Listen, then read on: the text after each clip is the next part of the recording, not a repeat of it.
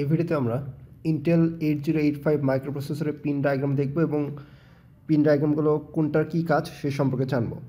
তো এখানে pin diagram দেখে অনেকের মাথা ঘোরার পসিবিলিটি আসতে পারে যে এতগুলো পিন আমি কেমনে মনে রাখতে পারি, এখানে 40টা পিন আছে, আমি তো মনে রাখা পসিবল না। কিন্তু এটা মনে রাখার একটা ছড়া আমি তোমাদেরকে বলে দিব, যেটা এই ছড়া অ্যাপ্লাই করে তোমরা সহজেই এই বিষয়গুলো মনে রাখতে পারবা। তো ছড়াটা ভিডিওর শেষের দিকে আমি বলে দিব। তো প্রথমে এর বেসিকটা দেখে নিই এবং কোন পিন কী কাজ করে সেটা ফার্স্টে দেখে নেই, তারপর ছড়ার মাধ্যমে পরীক্ষায় কীভাবে মনে রাখতে হয় সেটা বলে দিব। তো দেখো, এই যে ইন্টেল 8085 মাইক্রোপ্রসেসর, এখানে লেখা আছে 8085 মাইক্রোপ্রসেসর, এর পিনগুলো এরকমভাবে থাকে। তো এরকম 40টা পিন তুমি টোটাল দেখতে পাবা, এরকম 40টা পিন সেখানে থাকে।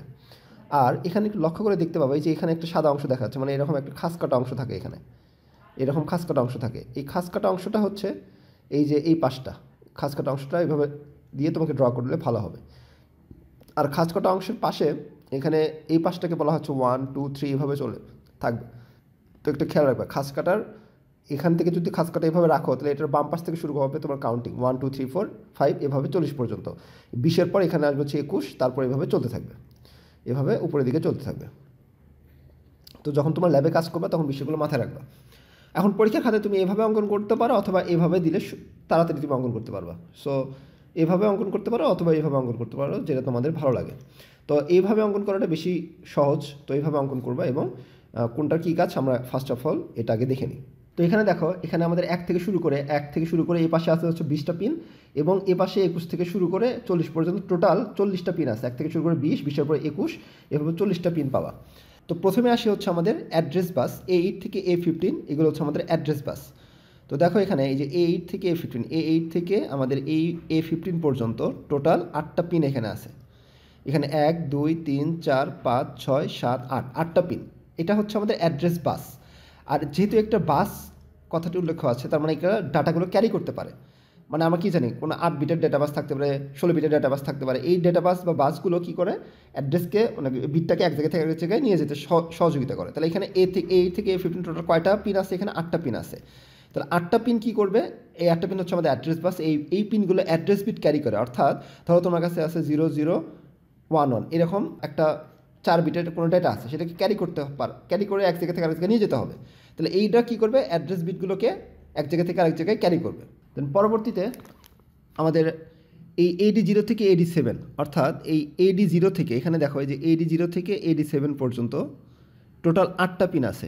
0 থেকে কাউন্ট করো, 1 2 3 4 5 6 7 8, এই টোটাল 8টা পিন এখানে দেখতে পাবা। 8টা পিনের কী কাজ সেটা আমরা এখন দেখব। এখানে এই ফার্স্ট A দ্বারা বোঝাচ্ছে হচ্ছে আমাদের অ্যাড্রেস,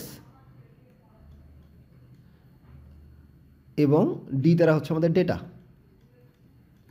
তাহলে এটা আমাদের অ্যাড্রেসও ক্যারি করতে পারে অথবা ডেটাও ক্যারি করতে পারে। যেহেতু আমাদের AD0 লেখা আছে, মানে এখানে মাল্টিপ্লেক্সিং অবস্থায় আছে, তাহলে এখান থেকে আমাদের লক্ষ্য করো, এখানে 8 আর 8টা আছে। 8টাকে আমরা ইউজ করতে পারি ডেটা হিসেবে ইউজ করতে পারি, আবার 8টা আবার অ্যাড্রেস হিসেবে ইউজ করতে পারি। তার মানে এখানে অ্যাড্রেস এবং ডেটা মাল্টিপ্লেক্সিং অবস্থায় আছে। তাহলে এখানে মাল্টিপ্লেক্স কথাটি উল্লেখ থাকবে।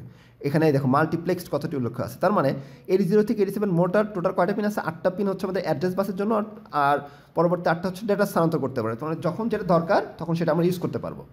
এখানে এই অ্যাড্রেস বাস এবং ডেটা বাস মাল্টিপ্লেক্স অবস্থায় আছে, মানে কি মিক্সড অবস্থায় আছে। যখন আমাদের ডেটা বাস কাজ করবে তখন অ্যাড্রেস বাস কাজ করবে না, আর যখন অ্যাড্রেস বাস কাজ করবে তখন ডেটা বাস কাজ করবে না।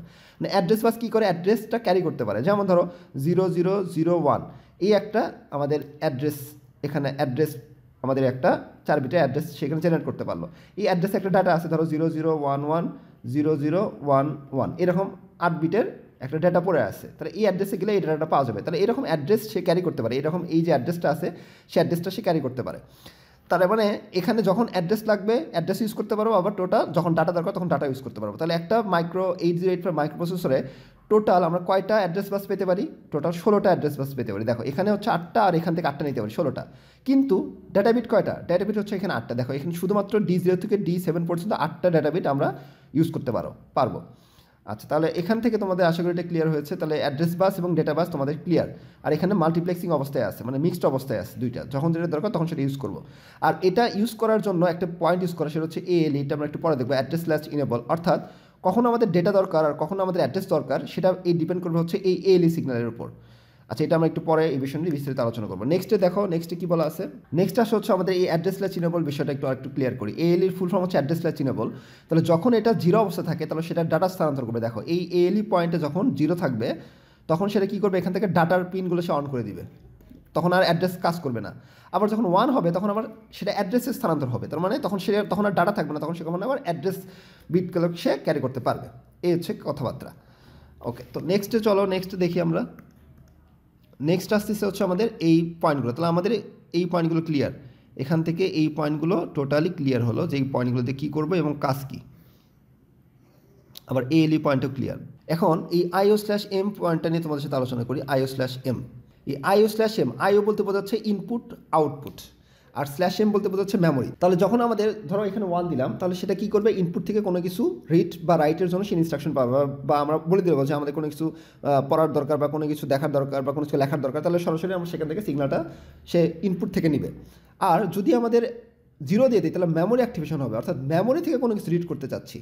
যদি আমরা সরাসরি মেমোরির মধ্যে থেকে কোনো কিছু দেখতে চাই বা পড়তে চাই, আর মেমোরির মধ্যে তো কোনো ডাটা স্টোর থাকে, আর তোমরা জানো কোনো গান থাকতে পারে বা মুভি থাকতে পারে, তাহলে সেই মুভি বা গানটা যখন আমরা শুনতে চাচ্ছি বা দেখতে চাচ্ছি তখন আমাদের 0টা অ্যাক্টিভেশন করে দিতে হবে, মানে 0 দিতে হবে। তার মানে তখন মেমোরি থেকে সেই ডাটাটা রিড রাইট করবে। আর যখন আমাদের 1 থাকবে তখন ইনপুট আউটপুট থেকে সে কোনো কিছু সিগনাল নিবে, বা ইনপুটে যদি আমি কিবোর্ডে কিছু লিখি সেটা মেমোরিতে স্টোর হবে, এরকম টাইপের। তো এইটা সম্পর্কে আশা করি তোমরা বুঝতে পেরেছো যে IO/M পয়েন্টার কাজ কী। নেক্সট আসা হচ্ছে আমাদের এই স্ট্যাটাস সিগন্যাল S0 এবং S1। এখানে দেখো যে S0 এবং S1 বলে দুটো পিন আছে। এই পিনগুলো কি করে, এই কয়টা সিগন্যাল করা সম্ভব, দেখো 0 0 0 1 1 0 1 1 এরকম সিগন্যাল করা সম্ভব। তাহলে যখন আমাদের এটা 0 0 দিব, দুইটা যখন 0 0 থাকবে তখন হোল্ড সিগন্যাল থাকবে, মানে এখনও কিছু করি নাই। আবার তখন এটা 0 আর এটা 1 দিব, তখন কি করবে, রাইট সিগন্যাল সে অপারেট করবে, মানে রাইট কোনো কিছু লেখার জন্য আমরা এই সিগন্যালগুলো অপারেট করতেছি, মানে কিবোর্ড থেকে কোনো কিছু টাইপিং করতেছি। আবার 1 0 যখন দিব, এটা 1 0 যখন দিব তখন সেটা কী করবে, রিড করবে, রিডের জন্য তখন সেটা ইউজ হবে। আর 1 1 দিলে সেটা ফেচ করবে। তো এই S0 এবং এই সিগন্যাল হচ্ছে রিড রাইট, কোনটা কখন কোন সিগন্যালটা করবে সেটার জন্য এটা ইউজ করা হয়। আচ্ছা, তারপরে নেক্সটে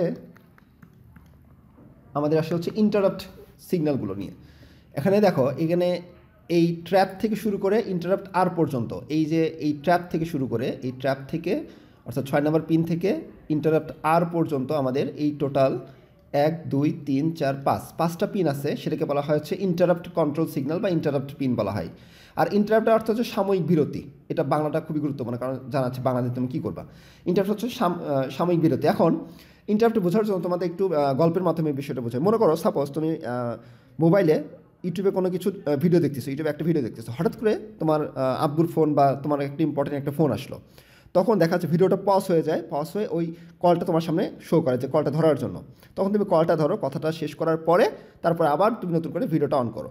তাহলে এই যে একটা প্রোগ্রাম যখন রান হচ্ছিল, রান হতে হতে হঠাৎ করে যখন আরেকটা প্রোগ্রাম চলে আসে, দেখা যাচ্ছে ওই প্রোগ্রামের থেকে তোমার কলটা বেশি গুরুত্বপূর্ণ, অর্থাৎ ভিডিও দেখা থেকে কলটা সেই সময় বেশি গুরুত্বপূর্ণ, যার কারণে ভিডিওটা পজ হয়ে গেল এবং কলটা তুমি ধরলা।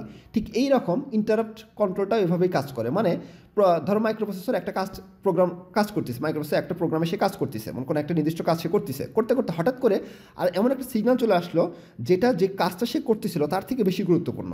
তখন কি করে, সে তার রানিং যে কাজটা ছিল সেটা বন্ধ করে দিয়ে তার নতুন করে যে কাজটা আসে সেটা সে করে। মনে করো হঠাৎ করে মাইক্রোপ্রসেসর কাজ করতে করতে একটা মাইক্রোপ্রসেসর গরম হয়ে গেল, তখন কি করতে হলো, ওই প্রোগ্রামটাকে সে স্টপ করে গরম হলো কোন কারণে সেটাকে সে হ্যান্ডেল করবে, এইরকম টাইপের আর কি। এরকম বিভিন্ন ধরনের সিগন্যাল হতে পারে। তো এইরকম বিভিন্ন ধরনের সিগন্যাল এখানে জেনারেট করা থাকে, যেমন ট্র্যাপ, RST 7.5, RST 6.5, RST 5.5 ইন্টারাপ্টার। তো এইরকম সিগন্যাল, এরকম বিভিন্ন ধরনের সিগন্যাল আসে যে মাইক্রোপ্রসেসর গরম হয়ে গেছে, বা কোনো একটা কল আসছে, বা কোনো একটা ইম্পর্টেন্ট কাজ আসছে, তুমি এখন স্টপ করো, আমি এই কাজটা করবো। তো এরকম বিভিন্ন ধরনের প্রায়োরিটি থাকে। তো প্রায়োরিটি বেশি থাকে হচ্ছে ট্র্যাপ। দেখা যাচ্ছে সবগুলো সিগন্যাল একসাথে আসছে, কোনোটা গরম হওয়ার, কোনোটা ভিডিও কল আসছে, বা কোনোটা দেখা যাচ্ছে পাওয়ার ফেলিওর হয়েছে। তো এই সবগুলোর উপরে থাকে হচ্ছে ট্র্যাপ সিগন্যাল, মানে ট্র্যাপটা সর্বপ্রথম প্রায়োরিটি পাবে ইন্টারাপ্টের ক্ষেত্রে।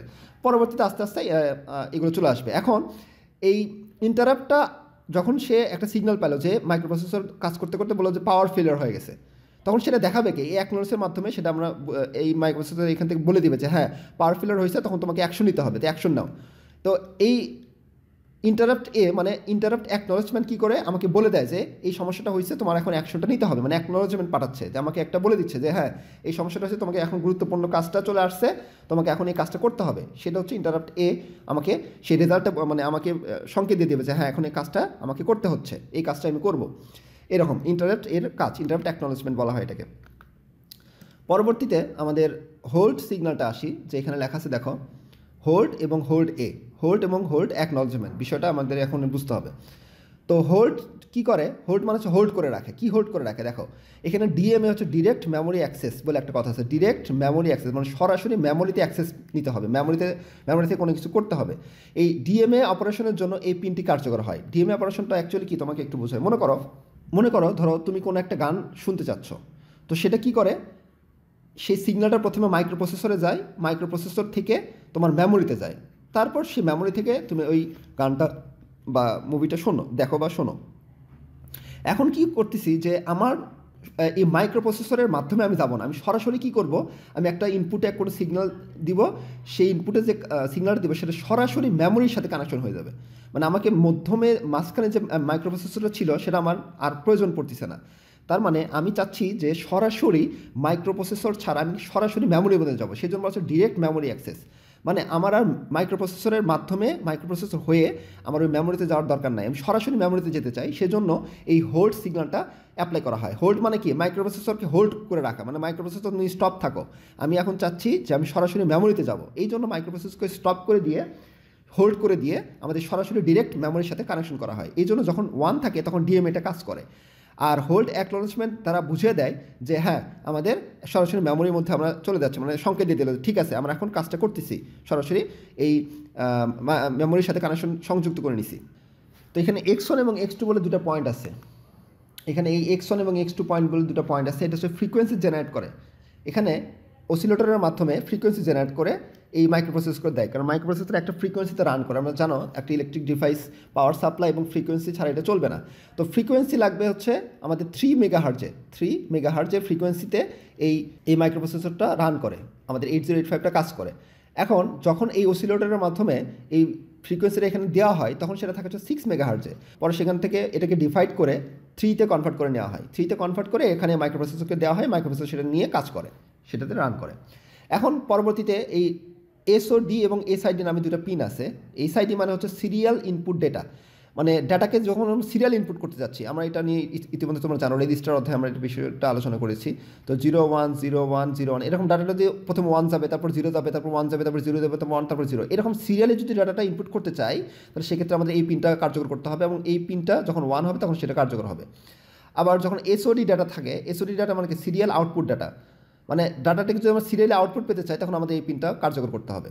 এখন লাস্ট আমাদের এই ভিসিসি মানে হচ্ছে আমাদের পাওয়ার সাপ্লাই, অর্থাৎ এই মাইক্রোপ্রসেসর পাওয়ার সাপ্লাই ছাড়া তো কাজ করবে না, এটা ইলেকট্রনিক ডিভাইস, এটা 5 ভোল্ট পাওয়ার সাপ্লাই দিয়ে এটা অপারেট করবে, তার মানে এখানে 5 ভোল্ট দিলে সেটা কাজ করবে, তাহলে ভিসিসি মানে হচ্ছে 5 ভোল্টের সাথে যুক্ত করা থাকবে। আর ভিএসএস 20 নম্বর পিনটা হচ্ছে গ্রাউন্ড, মানে এখানে গ্রাউন্ড করা থাকে, এটাকে গ্রাউন্ড করে দিতে হয়। আর এখানে সিম্পল আরও কিছু পয়েন্ট আছে, যেমন রিসেট আউট বলে একটা পয়েন্ট আছে, তারপর রিসেট ইন বলে একটা পয়েন্ট আছে। তো রিসেট আউট মানে হচ্ছে, আর রিসেট ইন মানে তোমাদের বুঝাই দিই, ধরো আমার এই মাইক্রোপ্রসেসরটাকে ভিতরে যে ধরো আমার এই মাইক্রোপ্রসেসরটাকে রিসেট করার প্রয়োজন হচ্ছে, তাহলে আমরা রিসেট ইন দেবো, তাহলে মাইক্রোপ্রসেসর রিসেট হয়ে যাবে। আর রিসেট আউট মানে হচ্ছে এই মাইক্রোপ্রসেসরের মাধ্যমে অন্য আরেকটা ডিভাইসকে আমি রিসেট করতে চাই। ধরো আমার কাছে একটা এই মাইক্রোপ্রসেসরের সাথে আমি একটা পেন ড্রাইভ যুক্ত করছি, এই পেন ড্রাইভটা আমি রিসেট করতে চাচ্ছি, তার মানে মাইক্রোপ্রসেসরের মাধ্যমে আমি পেন ড্রাইভটাকে রিসেট করতেছি, সেই জন্য রিসেট আউট পিনটা তখন কার্যকর হবে। আর এখানে রেডি বলতে একটা পয়েন্ট থাকে, মানে এটা রেডি করার জন্য আমাদের মাইক্রোপ্রসেসর রেডি করার জন্য আমাদের এটা ইউজ করা হয়। আর রিড রাইট বলে কিছু পিন থাকে, এটাকে মাইক্রোপ্রসেসর থেকে কোনো কিছু রিড বা মেমোরি থেকে কোনো কিছু রিড করার জন্য আমাদের এই পিনটা কার্যকর হয়। আর কোনো কিছু লেখালেখি করার জন্য, বা আমি ধরো কিবোর্ড থেকে কিছু লিখতেছি সেটা স্টোর করবো মেমোরিতে, তাহলে এক্ষেত্রে রাইট করার জন্য এই পিনটা কার্যকর করা। আর এএলই পিন তোমাদের বলে দিলাম। তাহলে এই হচ্ছে একটা ওভারঅল তোমাদের এই মাইক্রোপ্রসেসরের পিন সম্পর্কে আইডিয়া। এখন আরেকটা গুরুত্বপূর্ণ বিষয়, এখানে আরেকটা গুরুত্বপূর্ণ বিষয় এর মধ্যে কনফিউজিং হতে পারে। তো দেখো এখানে এই কিছু কিছু পিনের উপর বার চিহ্নটা আছে, যেমন দেখো যে আইএনটির উপর একটা বার আছে, তারপর এই রাইটের উপর একটা বার আছে, রিডের উপর একটা বার আছে। এই বার মানেটা কি দেখো, ধরো আমি এখানে যদি 0 দেই, এই বার থাকা মানে হচ্ছে 0 দিলে এটা অন থাকবে, আর 1 দিলে এটা অফ থাকবে। এই বার থাকা মানে হচ্ছে 0 দিলে এটা অন হবে, রাইট 1 দিলে সেটা অফ থাকবে, মানে 1 দিলে রাইট করবে না। এখানে সিগন্যাল যদি 1 থাকে তাহলে রাইট করবে না, 0 দিলে এটা রাইট করবে। আবার এএলইর উপর দেখো কোনো সিগন্যাল নাই, মানে বার নাই, তার মানে এটা 1-এ অপারেট করবে, 0-তে অফ থাকবে। আবার S0 S1 আবার দেখো এখানে আর কিছু কিছু পয়েন্ট দেখায়, যেমন দেখো রিসেট আউটের উপর কোনো বার নাই, তার মানে এটা 1-এ রিসেট করবে আর 0-তে অফ রিসেট করবে না, রিসেট আউটের অপশনটা কাজ করবে না। ক্লক আউট, এখানে আরেকটা পয়েন্টার থাকে হচ্ছে ক্লক সিগন্যাল, মানে এখানে এই মাইক্রোসফটের ক্লক সিগন্যাল ছাড়া কাজ করে না, তাহলে এখানে এরকম ক্লক পাস দিতে হয়। তো এরকম দেখো এখানে কিন্তু আমাদের এই হোল্ডের উপর কোনো বার নেই, তাহলে 1 এটা অন থাকবে। তো এই একটা বিষয় তোমাদের দেখে নিলাম। এখন আসো যে এই মাইক্রোপ্রসেসরের পিনটা তোমরা সবাই আশা করি বুঝতে পারছো। এখন কথা হচ্ছে এটা কীভাবে পরীক্ষার খাতায় মনে রাখা যায় সেটার জন্য একটা ছড়া তোমাদেরকে বলে দিই। তো এখন আমরা দেখবো একটি ছড়ার মাধ্যমে সহজে এই পিনগুলো কীভাবে মনে রাখতে হয় সেই সম্পর্কে, এবং পরীক্ষার খাতায় যাতে সহজে লিখতে পারো সেই জন্য একটা ছড়া বের করেছে, সেই ছড়াটা তোমরা মনোযোগ সহকারে শোনো। তো X1 এবং X2 দুইজন মেয়ে ছিল, X1 এবং X2 দুইজন মেয়ে ছিল। তো তারা কী করেছিল, রাস্তায় বের হয়েছিল। দেখো আর্থে হচ্ছে রাস্তা, আউট মানে হচ্ছে রাস্তায় বের হয়েছিল, মানে বাইরে যাওয়ার রাস্তায় তারা বের হয়েছিল। যখন তারা রাস্তায় বের হয়েছিল তখন SOD এবং SID নামে দুইজন ছেলে ছিল, বখাটে ছেলে ছিল। SOD এবং SID নামে দুইজন বখাটে ছেলে ছিল। তারা ওই মেয়েকে ট্র্যাপে ফেললো, মানে কি ফাঁদে ফেললো, ট্র্যাপ মানে ফাঁদে ফেললো, ফাঁদে ফেলে তাদেরকে উত্ত্যক্ত করা শুরু করলো। তো কী করলো, এই উত্ত্যক্ত করার যখন শুরু করলো তখন এই মেয়ের বাবা মা সেটা জানতে পারলো এবং তাদেরকে বিয়ের আয়োজন করলো। যখন তারা বিয়ের আয়োজন করলো তখন যে ছেলে পক্ষ ছিল তখন প্রথমে তারা 7.5 লাখ টাকা যৌতুক ছিল, ফার্স্ট টাইমে 7.5 লাখ টাকা যৌতুক ছিল। এখন মেয়ের বাবা মা রাজি না হওয়াতে 6.5 লাখ টাকা ছিল তারা দাবি করলো, কিন্তু তাতেও তারা রাজি না হয় 5.5 লাখ টাকা বললো। এখন মেয়ের বাবা বলল যে যেহেতু আমার মেয়েরা ইন্টারমিডিয়েটে পড়ে, দেখো এখানে ইন্টার আর দেওয়া আছে, মানে ইন্টারমিডিয়েটে পড়ে, এখন ইন্টারমিডিয়েটে পড়লে তাদের এত টাকা ডিমান্ডে বিয়ে দেওয়া তার বাবা রাজি হলো না। তো তারা ওই প্রস্তাবটা ক্যান্সেল করে দিয়ে তারা অ্যাড দিল, এরকম টেলিভিশনে 8টা অ্যাড দিল, AD0 থেকে AD7 পর্যন্ত 8টা অ্যাড দিল। আচ্ছা VSSটা তোমরা একটু মনে রাখবা। 8টা অ্যাড দেওয়ার পরে হ্যাঁ অ্যাড থেকে রেসপন্স আসছে, 8টা রেসপন্স, মানে অ্যাড থেকে সুন্দর রেসপন্স আসছে, এরকম 8টাই রেসপন্স আসছে। তার মধ্যে থেকে এই S0 এবং S1 নামে দুইটা ছেলে ওই দুইজন মেয়েকে এই বিয়েতে রাজি হলো। মানে কি এখানে তারা এঙ্গেজমেন্টের জন্য রাজি হলো, মানে ইতে হচ্ছে এঙ্গেজমেন্টের জন্য রাজি হলো। এঙ্গেজমেন্টে যখন রাজি হলো তখন তারা ওই লেটার, তারা যে তাদের যে ডকুমেন্ট ছিল, মেয়ের যে ডকুমেন্ট ছিল, তারা সেই বিষয়টাকে সুন্দর করে রিড এবং রাইট করলো, মানে বিষয়টাকে পড়লো ভালোভাবে, দেখলো পড়লো। দেখা পড়ার পর সব কিছু যখন ঠিকঠাক হলো তখন তারা তারা মেয়ের বাসায় মেইল করে পাঠালো, এই এমদার হচ্ছে মেইল করে দিল যে ঠিক আছে আমরা বিয়েতে রাজি। আপনারা তখন মেইলে বলে দিল তো আপনারা রেডি হন এবং রিসেট হয়ে নেন, মানে সব কিছু ক্লিন করে নেন, রিসেট মানে ক্লিন করে এবং রেডি হয়ে নেন এবং রিসেট করে ক্লিন করে নেন। তারপর এই ক্লক মানে সময় মতো, সিএলকে হচ্ছে ক্লক, সময় মতো তাদের হলুদের আয়োজন করা হলো। এই যে হলুদ, তাহলে মেয়ের বাসায় একটা হলুদ হলো, ছেলের বাসায় একটা হলুদ হলো, তাহলে এরকম হলুদের আয়োজন করলো এবং বিয়েটা সুন্দরভাবে সম্পন্ন হলো, কারণ দুটো যেহেতু মিট ছিল। আর VCC তোমরা এইভাবে মনে রাখবা। তো এইভাবে ছড়ার মাধ্যমে তোমরা একটু টেকনিক্যালি বিষয়টা মনে রাখতে পারো, যাতে করে সহজে তোমরা পরীক্ষাতে লিখতে পারো। ওকে, সো নেক্সটে আমরা অন্য টপিক নিয়ে আলোচনা করবো।